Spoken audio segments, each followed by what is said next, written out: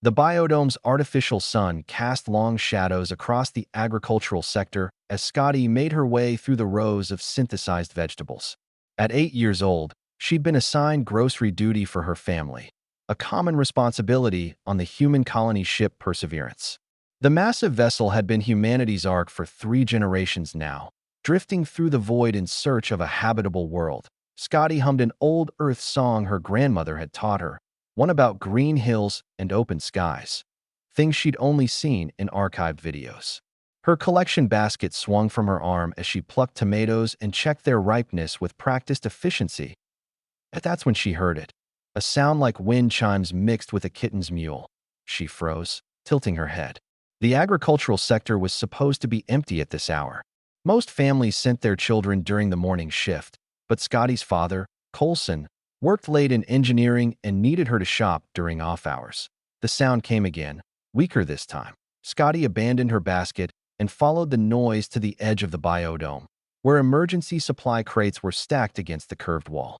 Behind them, wedged in a narrow gap, was something impossible. A dragon, at least. That's what Scotty's mind supplied, having gorged itself on Earth mythology during long hours in the ship's digital library.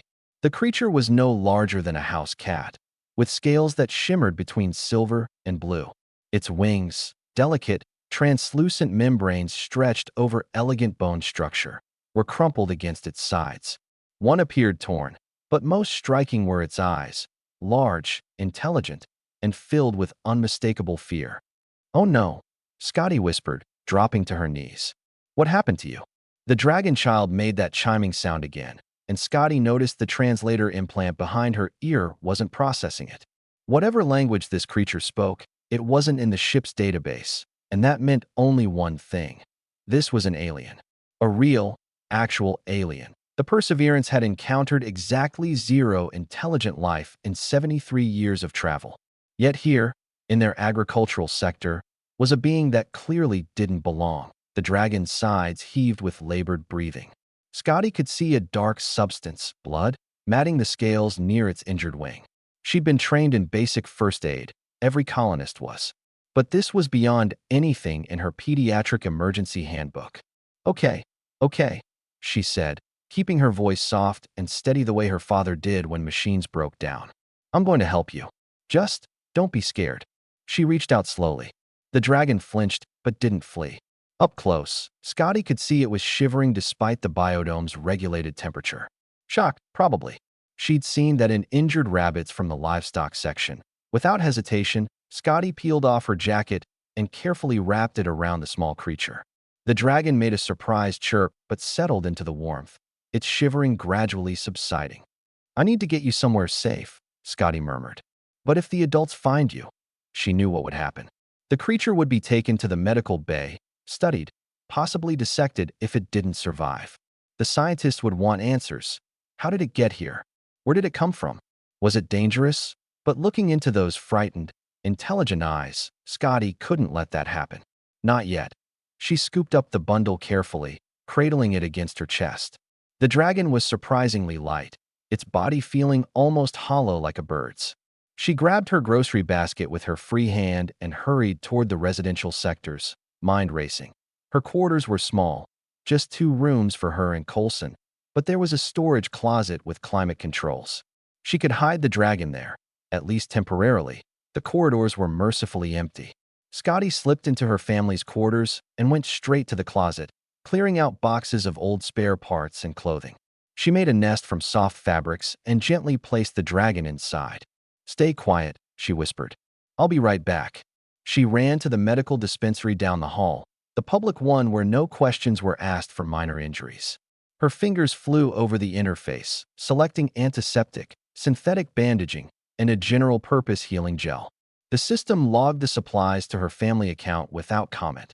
Back in the closet, Scotty found the dragon had curled into a tight ball, her jacket still wrapped around it.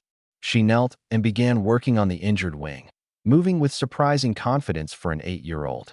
Her father had taught her to approach problems systematically. Assess, stabilize, repair. The dragon whimpered when she cleaned the wound but didn't struggle. As Scotty applied the healing gel, she noticed something remarkable. The damaged tissue began knitting together almost immediately, far faster than human flesh would. Whatever this creature was, it had extraordinary regenerative capabilities. "You're going to be okay," Scotty said, more to herself than the dragon. She heard the door to their quarters hiss open. Her father's voice called out, "Scotty, you back with the groceries?" Panic seized her chest. She'd left the basket in the biodome. "Coming, Dad," she shouted, then lowered her voice to the dragon. "Don't make any noise. Please." She closed the closet and hurried out to face Coulson. Her father stood in the kitchen area, his engineering uniform rumpled from a long shift. His dark eyes, so like hers, took in her flushed face and empty hands. "Where's the food?" he asked, concerned rather than angry. Scotty's mind spun. She'd never been good at lying, but the dragon's frightened eyes haunted her. I dropped the basket. I'll go back and get it." Coulson frowned. "Are you feeling all right? You look flushed." "I'm fine. Just ran back too fast. I'll go now." Before he could protest, she darted back out the door. Her heart hammered as she retraced her steps to the biodome, retrieved the abandoned basket, and filled it with random vegetables. Her hands shook as she worked. What had she done? Hiding an alien life form was probably against a dozen colony regulations. But she couldn't shake the feeling that the dragon, no, the child, had been just as scared and lost as she would be in its position. Humans had spent generations searching for intelligent life, hoping to find others in the vast darkness of space. Now that she'd found someone, she couldn't let fear or protocol dictate what happened next.